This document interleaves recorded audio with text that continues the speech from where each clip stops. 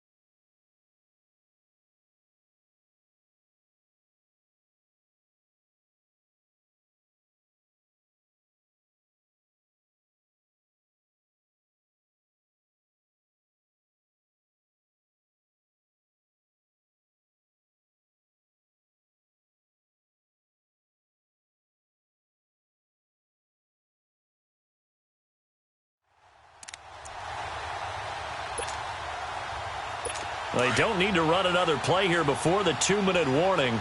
Let's see if they do it anyway. Now a first down carry by Bell. Spinning away.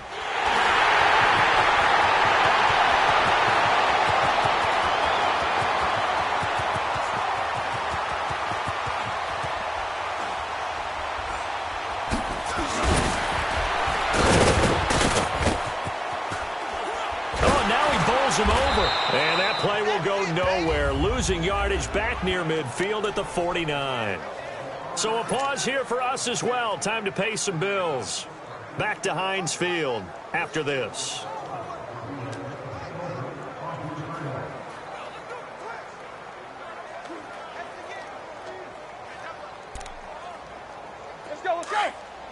Coming up at halftime in a little less than 2 minutes, we'll send you to Orlando where Jonathan Coachman is standing by. He'll have highlights and analysis of this first half.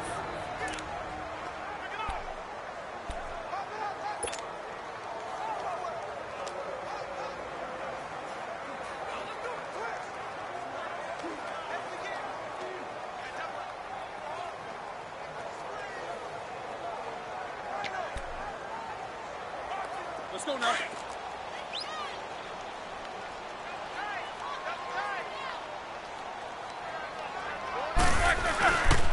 On the counter, here's Bell. Oh, good hurdle.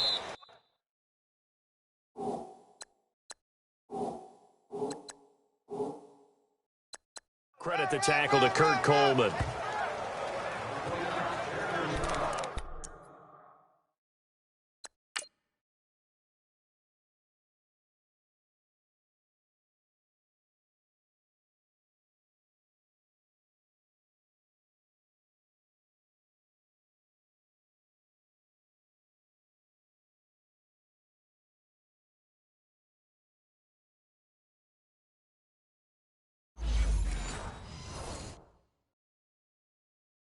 Watching that play unfold and watching him complete it brought back memories of doing all those pursuit drills to make sure you don't over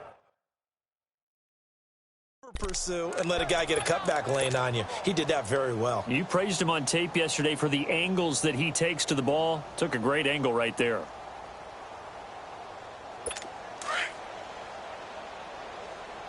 Let's go, let's go, let's go.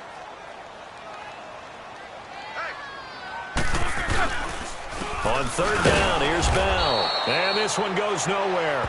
Losing yardage on the play back at the 46. He went backwards 5 yards there on third down to bring up fourth. Not the result they were looking for there on third down. They end up taking a loss on the play.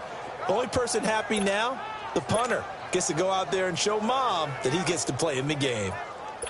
On fourth down, here comes the Steeler punter Jordan Berry to kick it away. Back deep for the Saints is Ted Ginn.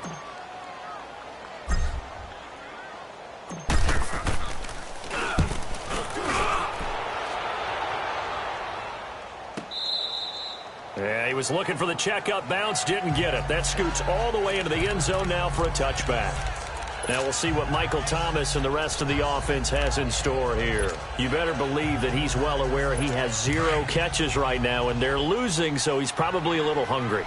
And you know the guys on defense are aware as well, and they're really excited he has no catches, but they're also worried. Because a lot of times, just like the ticking time bomb, the longer you hold him down, when he finally explodes, look out. Yeah, no catches, though, so far in this game.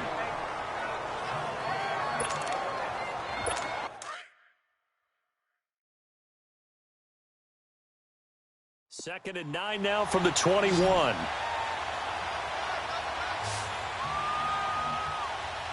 4 down. 8, exactly. The final shot before half for Breeze. So we reach halftime here in this. There you have it. Halftime quickly over. Third quarter, here we go.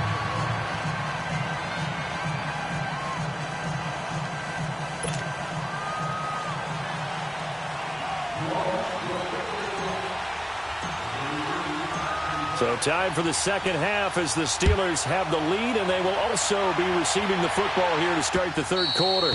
And they will not get a chance to return this one as it's through the end zone for a touchback.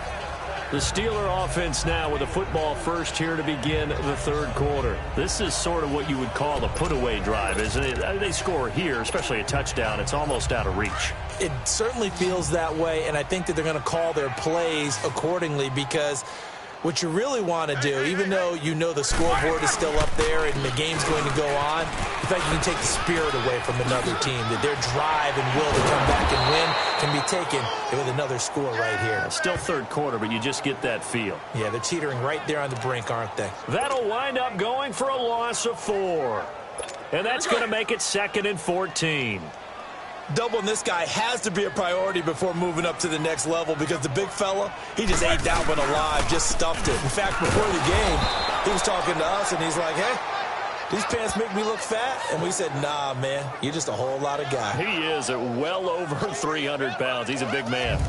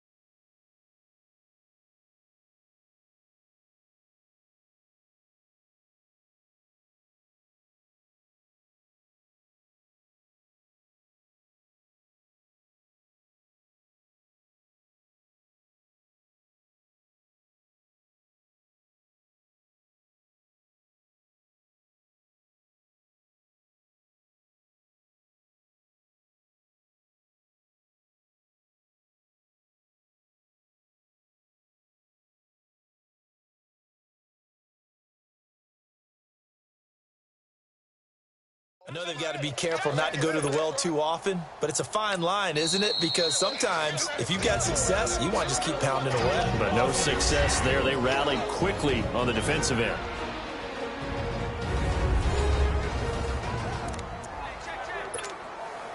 So time to start going in the other direction as they come up now 3rd and long.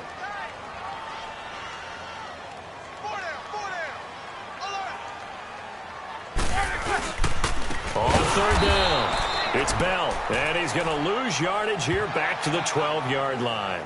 Losing 4 yards that time, and now it's 4th down.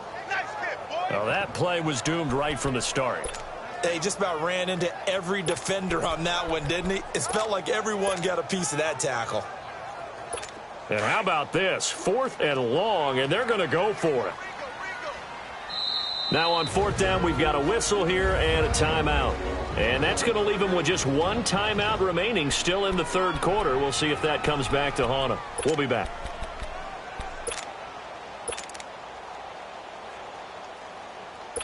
Roethlisberger will stay out there, and they're going to go for it on 4th. All right, let's go get it now, all right? They'll indeed go for it with Roethlisberger. Fluck in trouble, and the ball's out. It's in the... And Ben goes down in the end zone, and that'll be a safety. So the defense does their job. They get rid of that 0 on the scoreboard. Now we'll see if their offense can come to play. Well, that's the way you get things started, right? Score yourself on defense, give the ball back for your offense, and tell them, let's go. We're in the game now. Oh, he takes it in, doesn't let it bounce. He takes it at the 2. And now look at this. Big gain, but a fumble. And it's picked up by the Steelers. And they'll have the ball set up in the red zone at the 16-yard line.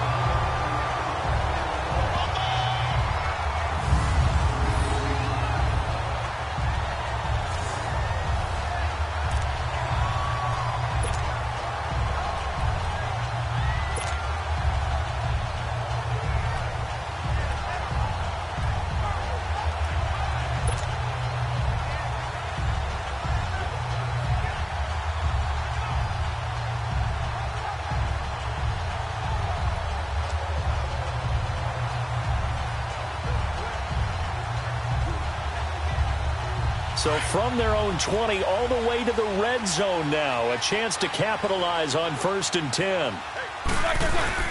Roethlisberger with a give to Bell. Able to slither by. And he's going to lose yardage and be backed up to the 25. He lost 9 there. That's really going to set him back for 2nd down. Well, so much for all the time that you spend in practice, because for offensive linemen and running backs to get in sync, that requires a ton of practice time, a ton of watching tape together, a ton of really getting to where you're thinking with one mind on every single play that's called, every single run, because you want to know how your guy's going to block it. They want to know how he's going to run it, what kind of cuts he's going to make, and it's really anticipatory. And when you're really locked in together, you know what he's going to do before he actually does it. On this play, that didn't happen at all, and that turned into a big loss. They get 5 yards on the run there. Still left staring at a 3rd and about 14. 3rd quarter, and you've got the lead. You're not ready to go into that 4-minute offense to close the game out, but a running game can really benefit your team right now. And now the Saints are going to take a timeout on defense. It's just their first, so 2 remaining as they burn 1 here in this 3rd quarter.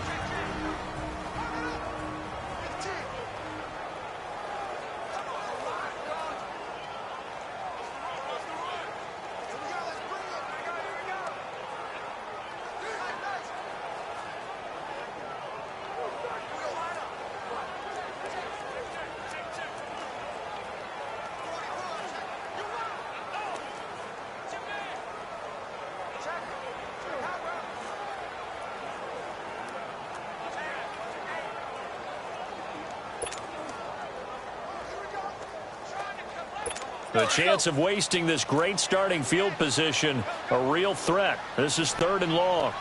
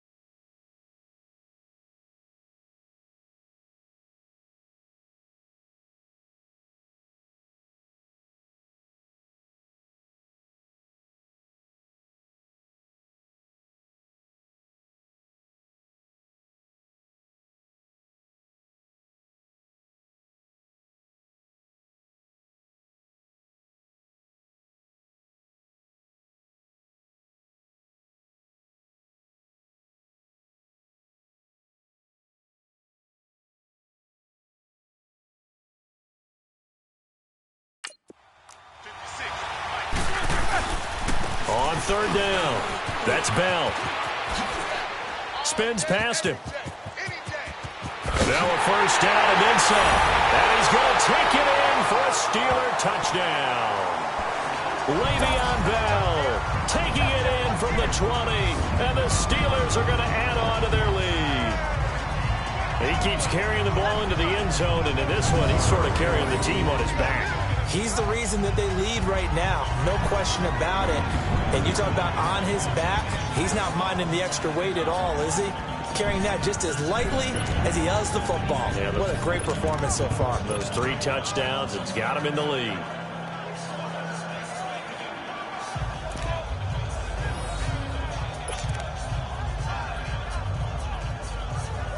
Now Mike Tomlin says, let's go ahead and go for 2.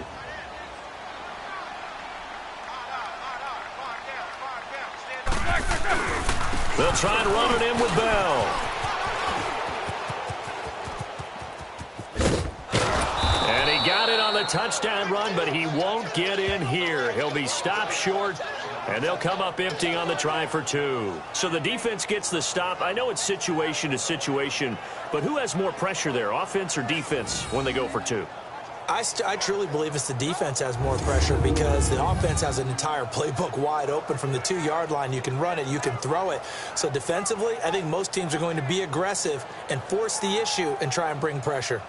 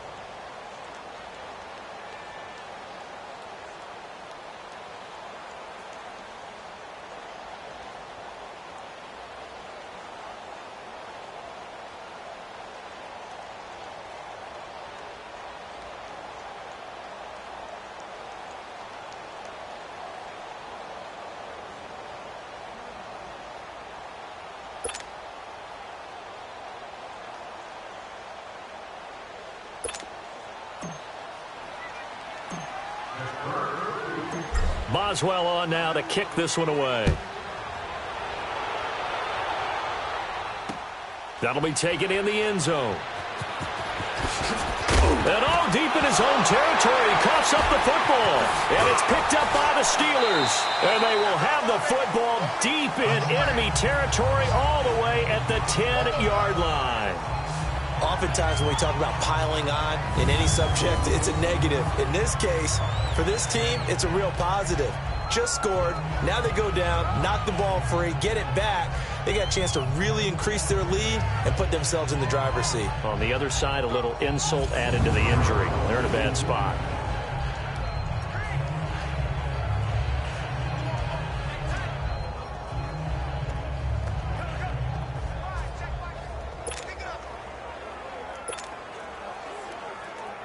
Breaking the huddle, 1st and goal as the return team has set him up with golden field position.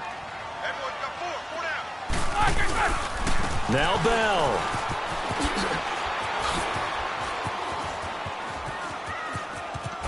Gets past one man. And he will lose yardage here to the 31-yard line. A huge loss on the play, and that'll make it 2nd and goal. Well, we all know that the instinct is to fight for every possible yard and try and pick something up. But every now and then, you've got to know when to turn off your instinct. Okay, in this situation, find a way to go down and save some yardage. I mean, quarterbacks do it all the time, right? Play up, we don't have it, just take the sack, fight for another down. In this case, though, he kept trying to make something happen, and that loss of yardage, it changes field position, changes everything you're trying to do on offense, really puts them in a bad spot. 1st down, a bit of a disaster, and now on 2nd and goal, back even further. They get it to him running left. Oh, look at the juke. And he'll lose yardage on the play back at the 45-yard line. It's a loss of 14 that time, and that'll make it 3rd and goal.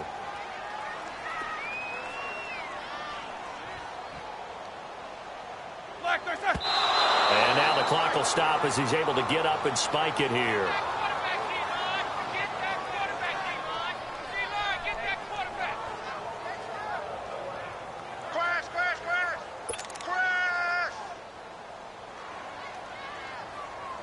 Here's Jordan Berry now as the drive goes backwards, so he's on to punt it away. He gets this one away, and boy, it's another boomer.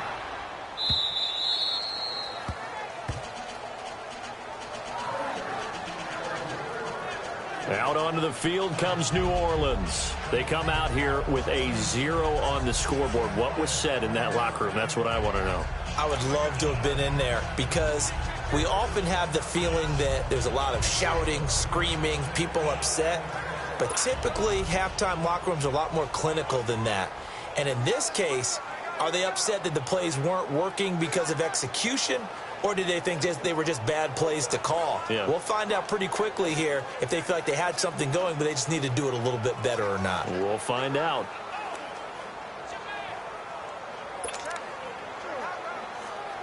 So Bree's going to lead the Saints up here, 1st and 10 at their own 20-yard line.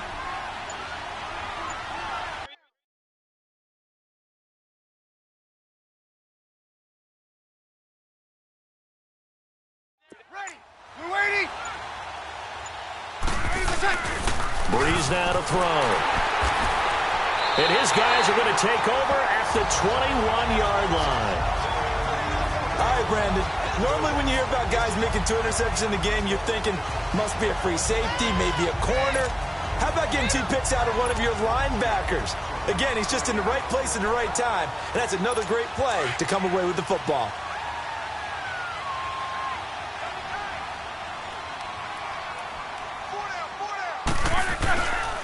They'll try and get the running game going with Bell.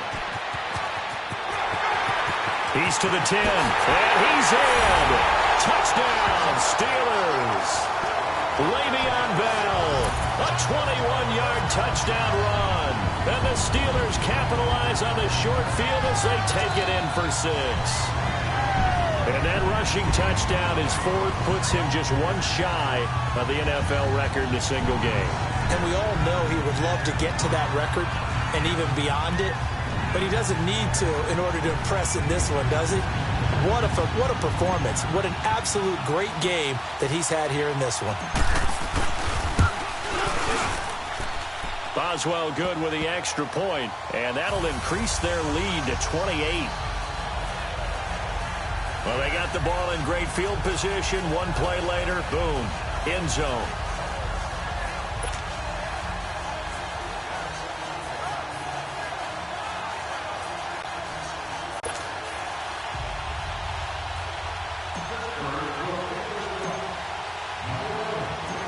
Boswell on now to kick this one away.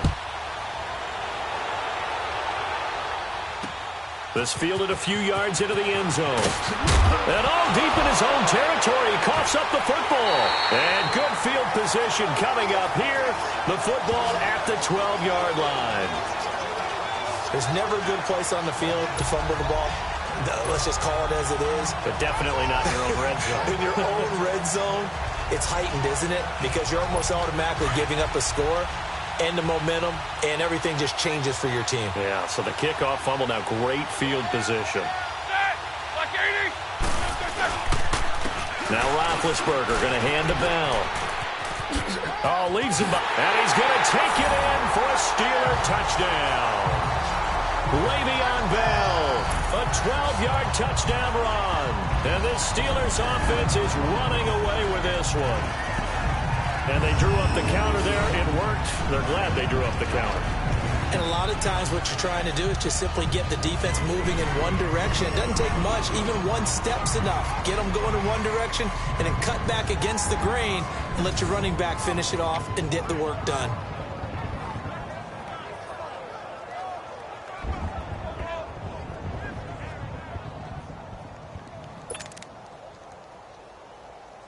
Boswell for the extra point.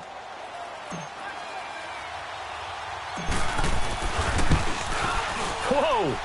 He just yanked that one well to the left and no good.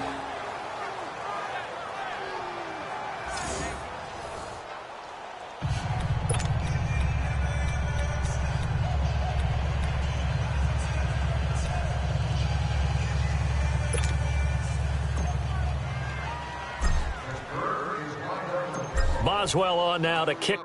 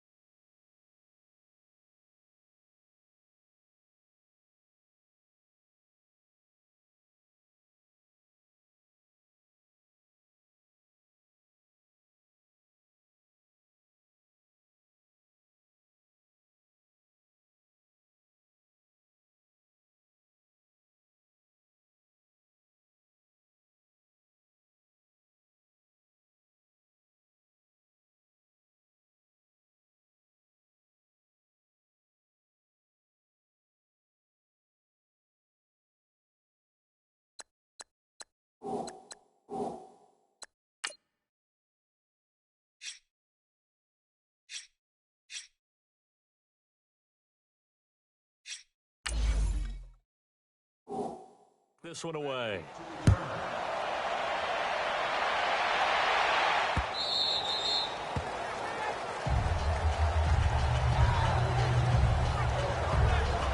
Now the Saints, they trot their offense out here. They have been struggling. I would imagine at halftime they went through some possible changes. Well, those changes aren't working, so now where do you go? I think that now it's much more in their head. And what I mean by that is just what you said. You've gone over the changes. I bet they were pretty clinical at the half, not too emotional. They might need to go to the emotional side because you've got to find something, some spark somewhere. And so far, just being calm hasn't exactly worked. They need any defense.